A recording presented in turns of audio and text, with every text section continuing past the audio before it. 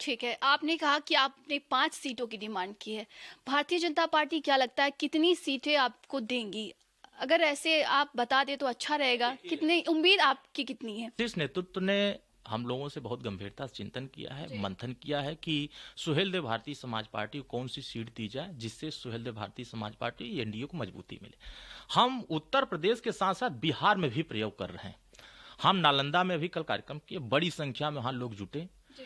हम वहाँ वाल्मीकि नगर है एक लोकसभा, वहाँ भी हम तैयारी कर रहे हैं वहाँ की परिस्थितियों का, और सिवान एक लोकसभा है। हम वहाँ 3 लोकसभा हमारे प्रमुख तरीके से बिहार में कार्यक्रम चल रहे हैं और वहाँ हम पूरी तैयारी के साथ अभियान चला रहे हैं। हमारे बूथ स्तर तक के कार्यकर्ता प्रशिक्षण शिविर के माध्यम से जनता के बीच में जाकर के अपनी वोट प्रतिशत बढ़ाने के लिए और बूथ को मजबूत करने के लिए काम कर रहे हैं। तो अब बिहार में भी और उत्तर प्रदेश, हमारा 2 राज्य में फोकस है।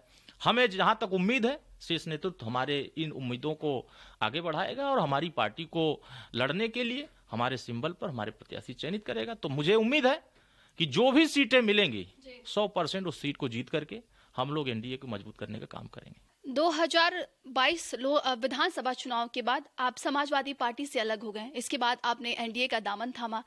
इसके बाद लगातार देखा जाता है कि ओपी राजभर लगातार अखिलेश यादव पर कटाक्ष करते नजर आते हैं। आक्रामकता उनकी बड़ी बढ़ जाती है समाजवादी पार्टी के लिए। नहीं, देखिए, हम आक्रामकता नहीं करते हैं। जी। हम जिस सिद्धांत के साथ, जिस विचार के साथ लड़ते हैं, उस लड़ाई में व्यक्ति जब बातों को घुमाने लगता है और आपके सामने निराशा दिखने लगती है तो उनकी सच्चाई भी उजागर करना जरूरी हो जाता है।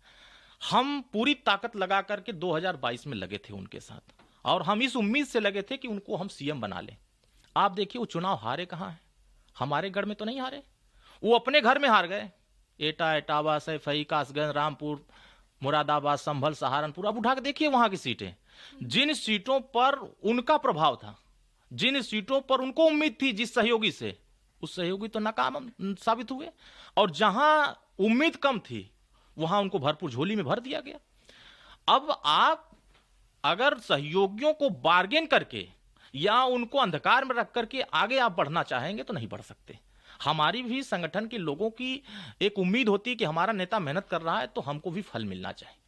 38 सीट देते हैं आरएलडी को और चुनाव जीत के आते हैं 8 ठो, हमें देते हैं 16 ठो, अब 12 प्रत्याशी अपने देते हैं, हम 6 ठो जीत के आते हैं, उनको राज्यसभा भेज देते हैं।